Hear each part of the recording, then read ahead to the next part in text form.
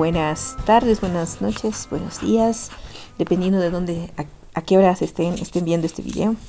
Mi nombre es Eliana Quiroz y estoy a cargo, soy facilitadora del módulo 3 del curso de Infodemia y Seguridad Digital. Este módulo 3 trata sobre polarización del espacio público y desinformación en el contexto de la pandemia. Tiene 2 videos, este es el primer video. En el primer video vamos a ver la definición de desinformación,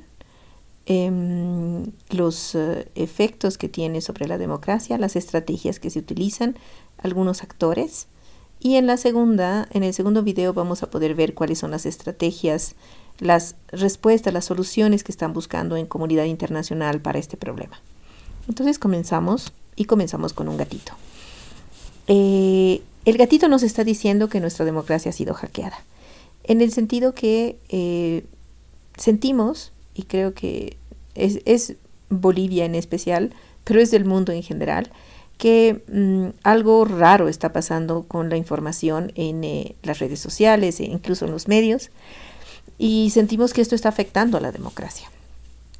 El caso de Cambridge Analytica, tanto en la elección de Trump como en el caso Brexit, que fue el referéndum que definió la salida de Reino Unido de la Unión Europea, son 2 ejemplos que nos muestran que parece que los mecanismos democráticos no han funcionado como estábamos acostumbrados a que funcionen, y que esta democracia ha sufrido algún cambio, un cambio nocivo, y que podría deberse entre varios otros factores a la desinformación o a estos procesos de posverdad o desinformación o fake news, que es como comúnmente hemos estado aprendiendo que se pueden llamar. Entonces comenzamos. Unas consideraciones iniciales van a hacer referencia a que en Bolivia podemos identificar 3 procesos grandes de desinformación. El referéndum constitucional del 2016, en realidad la campaña del referéndum constitucional, la crisis política de finales de 2019, octubre y noviembre, y el COVID que estamos viviendo actualmente. Primero, no es mi intención negar que haya sucedido algunos hechos que hemos visto en medios y en redes, ninguna de estas oportunidades. Especialmente en el referéndum constitucional, en la campaña, no estoy diciendo que no hubiera existido, por ejemplo, la relación entre Evo Morales y Gabriela Zapata. No estoy negando que ella trabajara en una empresa china y que esa empresa china recibiera muchos contratos del Estado. Hay datos, hay hechos que no se pueden negar, que son parte de la realidad, pero el manejo informativo y el manejo en redes sociales sí ha sido un proceso de desinformación, porque nos levantábamos cada mañana con una realidad diferente, con una versión diferente de los hechos que estábamos presenciando. Al día siguiente, los medios, las redes, incluso las redes antes de un día, antes de 24 horas, desmentían lo que se había aseverado el día anterior y daban una nueva versión, y así todos los días. Este proceso de no entender bien qué realmente está sucediendo, cuál es la interpretación de estos hechos, que un día tengamos una versión y otro día tengamos una versión diferente, totalmente diferente, o una versión suavemente diferente, es un proceso de desinformación. A eso me estoy refiriendo. Lo mismo en la crisis política. Tenemos versiones diferentes.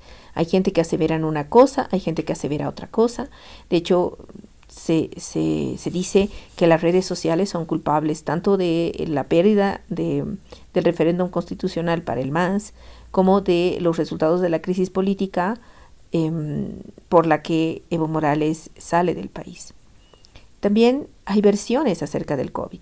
El COVID, incluso tenemos versiones de que el COVID no está sucediendo, de que no existe un virus. Hay versiones también de que hay curas mágicas, ivermectina, dióxido de cloro, matico, para prevenir, o incluso cuando ya uno está contagiado. Y no tenemos certeza realmente de cuál es la versión correcta. A eso me refiero con procesos de desinformación. Entonces es difícil tomar una postura política o sanitaria, no es el objetivo del módulo, no se los pido. No estoy ni atacando ni defendiendo una posición o la otra. Lo que estoy haciendo es invitarles a hacer una identificación del concepto, de la definición de lo que es desinformación, de las estrategias de este fenómeno, de los mecanismos que utiliza, de los actores y de los efectos que tiene en democracia. Vamos entonces por definición de desinformación y otros términos asociados. Veamos la desinformación. Según Bittman, es una información falsa o engañosa que se difunde deliberadamente para engañar. ¿Qué significa esto? Principalmente la diferencia con procesos de información es esta acción voluntaria, acción deliberada para engañar. Entonces se producen y se difunden contenidos engañosos, noticias y otros, para engañar deliberadamente, para dañar en este caso los procesos democráticos. Las noticias falsas van a ser definidas por Tuckman Ling como unidades de contenido que falsifican acontecimientos en formatos de género informativos y tienen una clara intención de manipular y desinformar a la audiencia. Otra vez vemos una intención de manipulación, de daño, de desinformación a la audiencia y son unidades de contenidos, es decir, son noticias hechas en formato de género informativo, pero que pueden tener algunos contenidos reales, digamos correctos en datos, en hechos, pero tienen otros que son falsos. La posverdad es probablemente la más complicada de definir. Es la creación de una realidad alternativa. Es como lo han definido la gente de la campaña de Trump, cuando les han mostrado que habían falsedades en las aseveraciones que ellos estaban haciendo. Y ellos decían, no es verdad, depende de dónde lo veas. Hemos construido una realidad alternativa. Y esta realidad alternativa es una realidad con un alto grado de emocionalidad. Es probable que, de hecho, se puedan incluso comprobar que eso que se asevera no es real, que los hechos no son esos que han sucedido. Pero es muy difícil convencer a una persona de que eso no ha sucedido porque emocionalmente lo ha vivido. Y desde que lo vive emocionalmente, para esa persona ya eso es verdad. Vamos a ver un ejemplo ahorita. Les invito a ver un ejemplo de hace muchos años, del 38, si no están mal. Las personas que han estudiado comunicación han visto este caso, que es de Orson Welles, La Guerra de los Mundos. Es una transmisión radiofónica que aseguraba que extraterrestres estaban llegando a la Tierra. Pues las personas se asustaron y salieron despavoridas de sus casas huyendo. En ese momento tú no le puedes decir a esta persona que no es real. Después, por supuesto, se sabe que no es real. Pero en ese momento, si tú le dices a la persona que no es real, incluso después de que ha sucedido, le dices que no es real, y la persona va a ser muy difícil que lo entienda, porque lo ha vivido emocionalmente. Entonces, para esta persona es real. Vamos a ver un video cortito que muestra esto, un poco para entretenernos también, y para saber cómo ha sido incluso en el 38.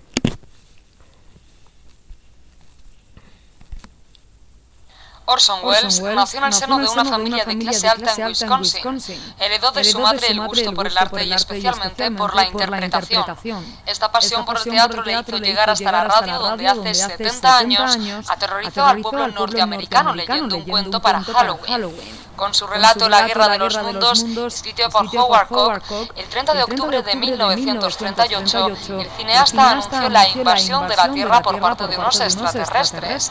La cadena CBS y el edificio Mercury de Nueva York fueron el escenario elegido.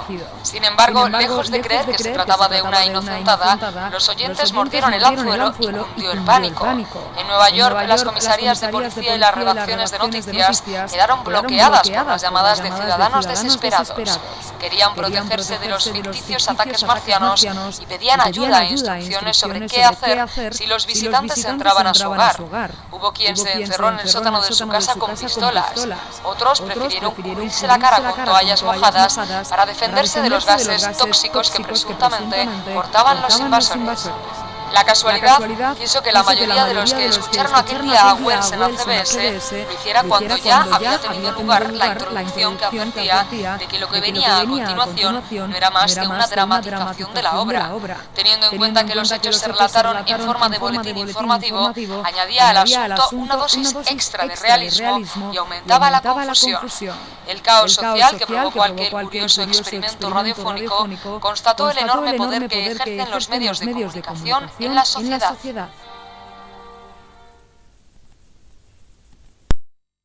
Bueno, como vimos, esta dramatización que se transmitió por radio creó una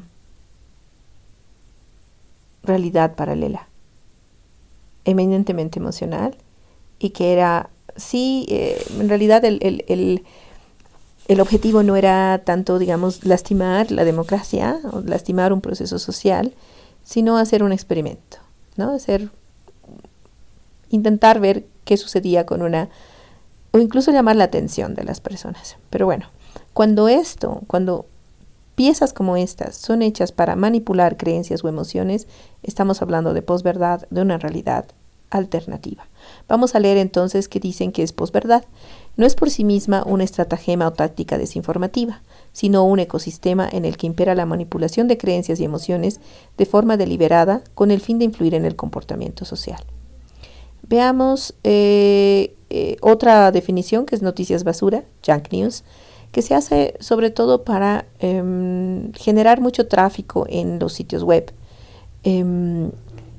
Se caracteriza por falta de profesionalismo periodístico, estilo de manipulación, falta de credibilidad, sesgo, falsificación. Y la última es la diferencia en inglés que se hace de misinformation and disinformation. ¿Cuál es la diferencia? En misinformation alguien puede dar una información errónea, pero no de manera deliberada, sino que es una equivocación, es un error, que también lo cometen, por supuesto, las personas que producen noticias y producen información. La diferencia con desinformación va a ser que es deliberada. La desinformación es deliberada y trata de engañar, trata de dañar. Entonces vamos a la definición de operaciones de información, que es la definición con la que me siento más cómoda en el tema. Dado que el fenómeno es más grande que noticias falsas o que desinformación, por ejemplo, una operación de información va a ser un doxing. Doxing es tomar información personal y sin consentimiento difundirla. Por ejemplo, hubo un caso de un magistrado que tenía VIH-Sida y se difundió eso públicamente. No es una información falsa, es una información privada que se la toma sin consentimiento y se la pone en público y hace daño. De hecho, este caso sucedió en medio de una trifulca política. Entonces se utilizó como un argumento político. En este punto nos damos cuenta que la desinformación y las noticias falsas son mucho más complejas y más grandes. El fenómeno es mayor.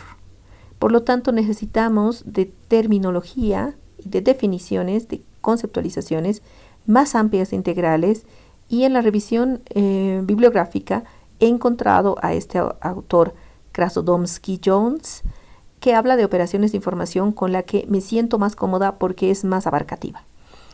No es un problema, no creo que sea por lo tanto un problema solo de periodistas, por lo tanto la verificación de noticias no es suficiente para resolver esto. Si bien es necesaria hacerla, hay que entender que es más complejo y que es más grande el fenómeno. Vamos a leer la definición de operaciones de información. Es un intento coordinado, no cinético, de manipular de manera no auténtica un entorno de información de forma sistemática estratégica, utilizando medios coordinados, encubiertos y poco auténticos para lograr objetivos políticos o sociales. Vamos a explicar algunas partes de esta definición. Primero, es un intento coordinado, sistemático y estratégico, es decir, es organizado, por lo tanto es deliberado. Y no solo deliberado, sino organizado, es decir, organiza un grupo de gente, organiza acciones.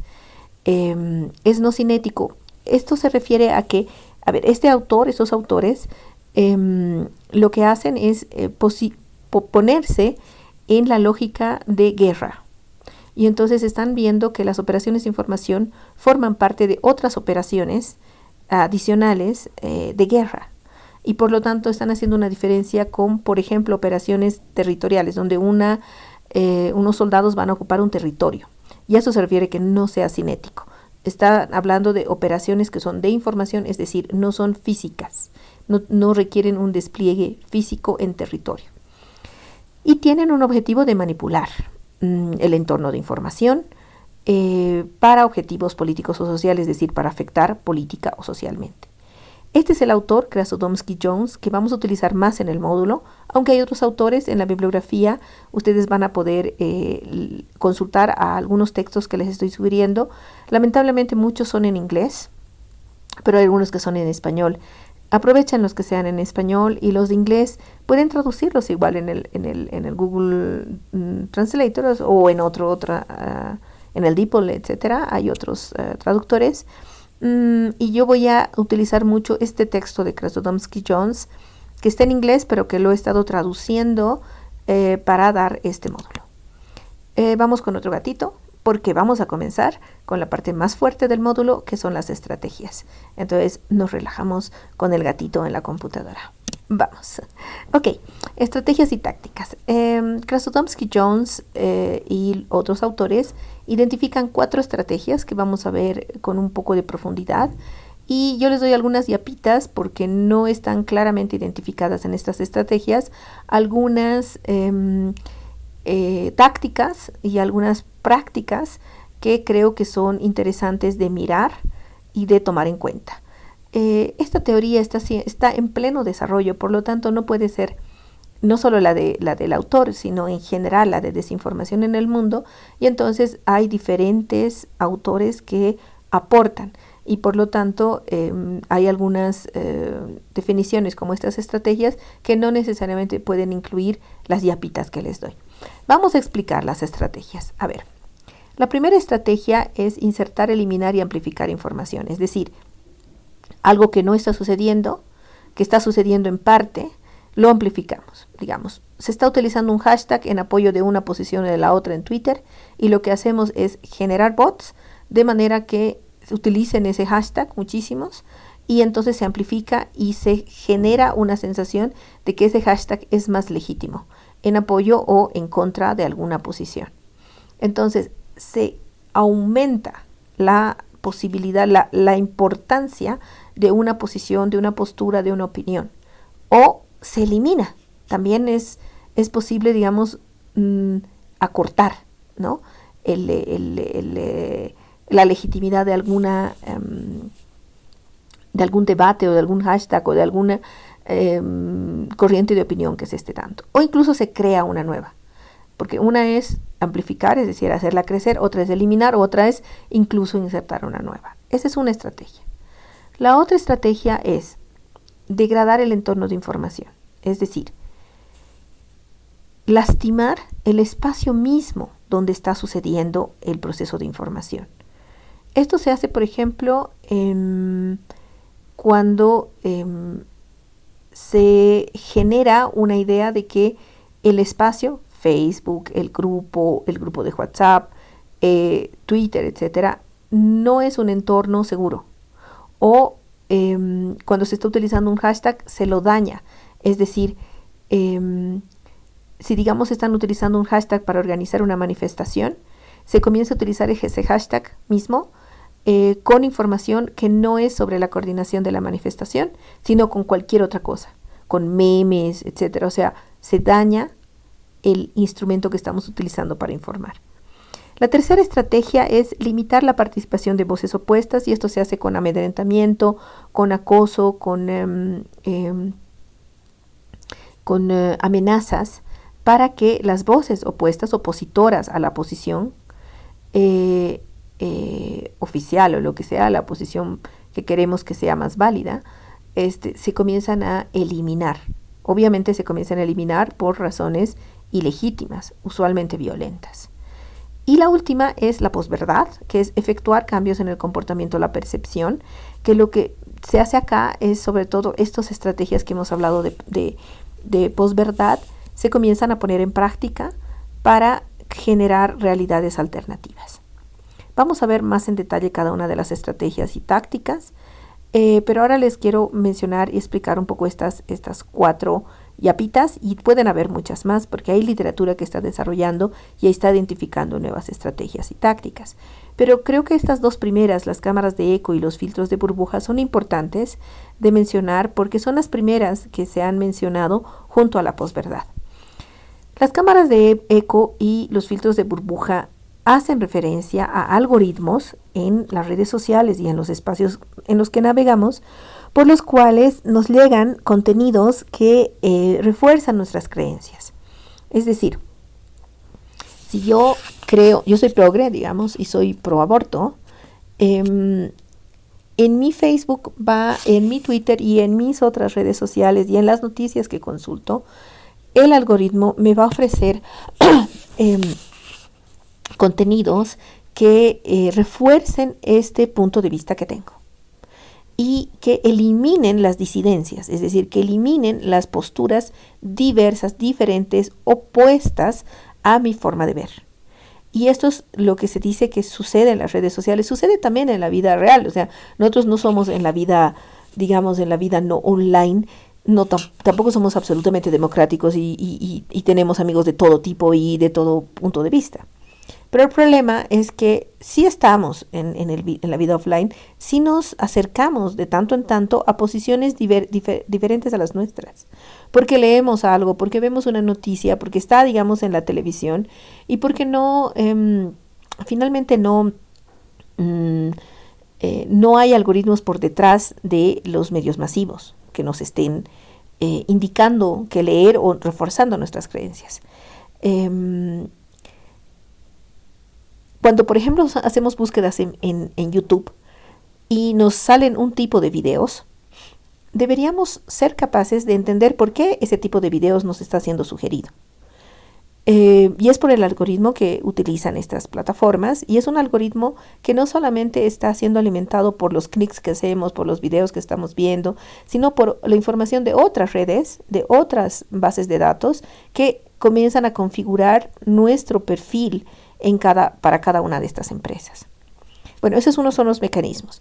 Otro mecanismo que se ha visto recientemente es que se ha entendido que dividir el debate grande, el debate público grande, en varios pequeños grupos no conectados entre sí, favorece a los extremos, es decir, a los pensamientos extremistas. Y eso es lo que sucede, por ejemplo, en los grupos de WhatsApp. En los grupos de WhatsApp, lo que hacemos es que dividimos en pequeños grupos este espacio de debate grande, y en estos pequeños grupos suceden ciertas cosas que usualmente, a no ser que sean muy moderadas, o sea, moderadas por un administrador, usualmente es más fácil que lleguen a un extremo, que se polaricen, es decir, que se vayan a un polo y se enquisten en ese polo. La última es una siembra de historias falsas en sitios web legítimos y el uso de personajes inventados para enviar historias a través de las plataformas. ¿A qué se refiere esto? La siembra de historias falsas en sitios web legítimos es que se logre hacer aparecer en un medio conocido, una noticia que es falsa. Usualmente porque se engaña al medio. O sea, la historia falsa está tan bien construida que se engaña al medio y el medio lo replica. No está haciendo tanto referencia a que un medio publique una historia que es evidentemente falsa. Eso es otra modalidad, ¿ya? Y ese es otro tema. Entonces, siembra de historias falsas en sitios web y el uso de personajes inventados. Es decir, a veces se puede perfilar también un bot o un perfil falso, que ese perfil falso luego comienza a tener una personalidad y se envía historias a través de estos personajes, de estas personas que son inventadas, a las plataformas. Esto requiere mucho esfuerzo y mucho tiempo para crear personalidad de estos perfiles falsos. Vamos a ver con detalle las estrategias. Un primer objetivo puede ser incrementar la percepción de apoyo que se tiene. Es decir, yo tengo una postura política y tengo un apoyo, pero quiero que se note más, que se sienta que tengo más apoyo del que realmente tengo. Entonces, ¿qué estrategias se utilizan? Construir apoyo político, simular el apoyo político, fomentar el pensamiento conspirativo, promover voces simpatizantes. Y se puede, por ejemplo, crear voces simpatizantes. ¿Qué tácticas? Un falso apoyo popular, digamos, creando bots o contratando una granja de bots que apoyen en redes sociales la oposición. Eso está sucediendo en el país, en todos los bandos que ustedes quieran ver. Nada de lo que vemos es realmente lo que sucede. Hay gente, y todos los usuarios denuncian, hay bots, ¿no?, de un lado y del otro, que apoyan a un lado y del otro y se nota que es falso. Se nota que hay algo ahí, no hay una persona por detrás, sino que está siendo administrado a través de un bot no humano y replican algunos mensajes. También sucede en Facebook, aunque es un poco más difícil. Falsa amplificación de críticas a opositores, es decir, se genera una crítica a un opositor, igual con estos bots se hace crecer esa crítica como si tuviera mucha legitimidad. Falsa amplificación de voces marginales, es decir, lo mismo, es un grupo pequeño que apoya o que está criticando algo y se amplifica, se lo hace crecer más de lo que realmente es. Amplificación de noticias falsas en este caso, personificación de figuras públicas, personificación de aliados políticos. Aquí lo que se hace es suplantación de identidad de figuras públicas y se las hace apoyar o una posición crítica o una posición a favor de alguna postura, de algún candidato, por ejemplo. Este es el objetivo 1, ¿no? Incrementar la percepción de apoyo que se tiene. El objetivo 2 va a ser reducir la participación de la oposición. O sea, por un lado es que quiero que crezca en redes sociales mi apoyo ficticiamente, y este objetivo es reducir la participación de la oposición o lo que realmente está sucediendo en las posturas de oposición. Entonces, algunas estrategias son reducir las voces críticas en los medios. Esto se puede crear generando noticias en contra, más noticias, de manera que en el conjunto se ve que estas noticias críticas son pequeñas en cantidad. Debilitar la confianza en los representantes e instituciones políticas, instituciones de gobierno. Está sucediendo, por ejemplo, todo el tiempo con el órgano electoral plurinacional. Debilitar la confianza en las instituciones electorales, incitar a las divisiones sociales y culturales. Esto es terrible, ha sucedido mucho en África y está sucediendo en Myanmar con los Rohingya, que es un grupo étnico y que está recibiendo no solamente odio, sino que violencia, los queman vivos y han tenido que huir hacia la frontera. Sucede en menor medida también en el país. Se incita a divisiones sociales porque uno es Kamba, porque el otro es Koya, porque uno es indígena, el otro es más blanco, entre comillas, o porque alguien, no sé, vive en un lugar o vive en el otro. También supresión de votantes, es decir, eliminación de votantes, que eso también ha sido denunciado.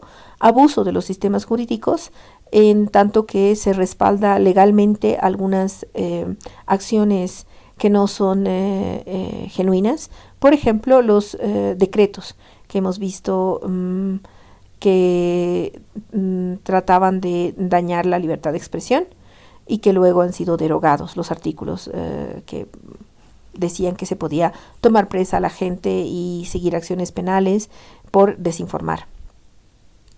¿Qué tácticas hay? Difamación de opositores. Doxing, lo que les decía, utilizar datos personales sin consentimiento para hacerlos públicos. Hackear y filtrar documentos, que ha sucedido también en Bolivia. Interferir con los procesos políticos. Eso es lo que estamos viviendo, básicamente, es el título de nuestra historia. Intimidación y acoso de todo tipo, violencias de todo tipo y publicidad oscura, que es esta publicidad de campaña negra, ¿no? Un tercer objetivo es reducir la calidad del entorno de las comunicaciones. Otra vez resumo, el primero es hacer crecer el apoyo que se está recibiendo.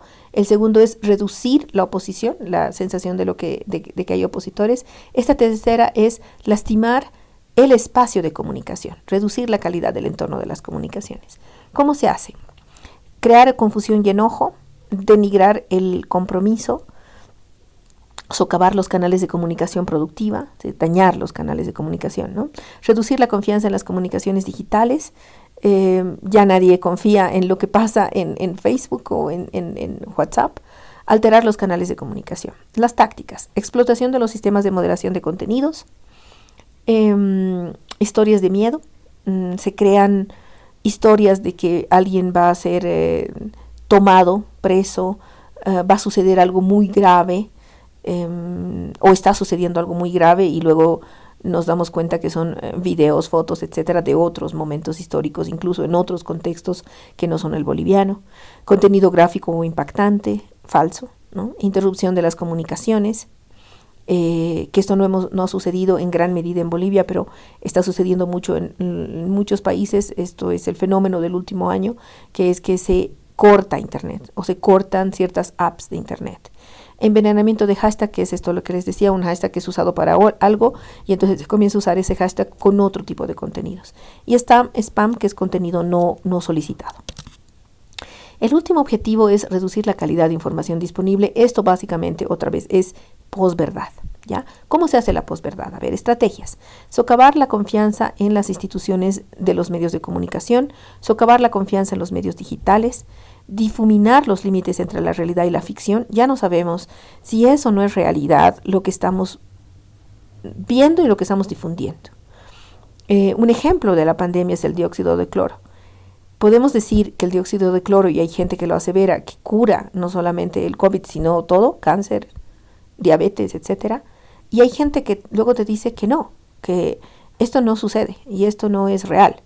No sabemos en qué creer. Hay un momento en que se genera tanta confusión que no sabemos dónde estamos pisando, ¿no? Suprimir contenido crítico.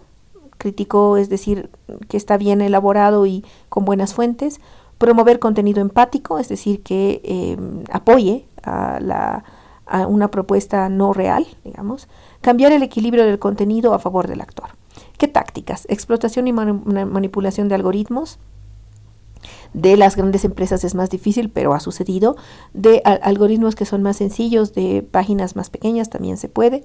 Deepfakes, que son videos falsos, es decir, le ponen en el video, esto se puede hacer con inteligencia artificial facial, ponen en el video, cambian la cara de un político, le ponen la cara de un político y se escucha y lo vemos como si ese político estuviera diciendo una declaración que no ha sido él quien lo ha dicho o ella. Difusión de imágenes y videos y documentos manipulados, difusión de contenidos falsos, engañosos o mal atribuidos, suplantación de sitios web, restricción a la disponibilidad de información al público y difusión de teorías de conspiración. Sé que es mucha información, les invito a leer el documento que les he pasado. Mientras tanto, miramos un poquito a este gatito, El Hecho, de Remedios Varo, que es una artista mexicana. Pero lo que les decía es que les invito a leer el contenido. Esto es simplemente un video que les motiva y les explica algunas partes, pero no necesariamente entra en demasiado detalle. Vamos a la última, al último slide, que es acerca de los efectos de estas operaciones de información. ¿A qué afectan? Nos han dicho que afectan a resultados de elecciones, por ejemplo. Y lo cierto es que no hay estudios que aseveren, que puedan aseverar, que puedan mostrar que estos disturbios de información hayan cambiado intenciones de voto. Es decir, alguien que iba a votar por un candidato, después de ver esta información, decida votar por otro. Usualmente no sucede eso. Usualmente lo que sucede es que alguien que ya decidió votar por un candidato, a partir de estas operaciones de información, refuerza esa decisión de voto, pero con argumentos emotivos y de odio. O sea, con mala onda, digamos. Ya Alex Ojeda, que les he puesto en bibliografía 2 de sus textos que están muy bien escritos, es un sociólogo digital boliviano que habla sobre procesos de desinformación y polarización en Bolivia. Les aconsejo que lo lean. Dice que sí hay efectos en la calidad democrática, en la polarización política y social, en la cohesión social y en el incremento del odio y las violencias contra personas. Entonces el efecto principalmente es en la cohesión social, en la forma en que vivimos. Nos comenzamos a ver mal, hay más polarización, no deseamos entender que hay otras posiciones diferentes. ADC y Al-Sur, que ADC es una organización argentina que trabaja en derechos digitales, y Al-Sur es un conglomerado de estas instituciones, dice que los grupos vulnerables en América Latina suelen ser los principales objetivos de acoso y violencias digitales de este tipo de operaciones de información, como por ejemplo los migrantes, personas LGBTIQ o indígenas. Y finalmente el autor que hemos utilizado principalmente para esta exposición, que es Krasnodębski-Jones et al. Y otros autores, dice que uno de los efectos es que desdibuja categorías que alguna vez se consideraron relativamente claras. Estamos hablando otra vez de posverdad. Nos lleva a un estado de confusión permanente. Bueno, esto es lo primero. Espero haber sido suficientemente clara y motivarles a que lean y profundicen el tema. He querido definir y conceptualizar qué es desinformación y en este caso operaciones de información, ver cuáles son las tácticas y estrategias y ver cuáles son los posibles efectos en la democracia. Muchas gracias. Entonces, ahí está mi Twitter, mi cuenta de Twitter por si me quieren seguir, y también les invito a responder el foro 1 para conversar entre ustedes y voy a estar leyendo también sus respuestas. Nos vemos en el video 2.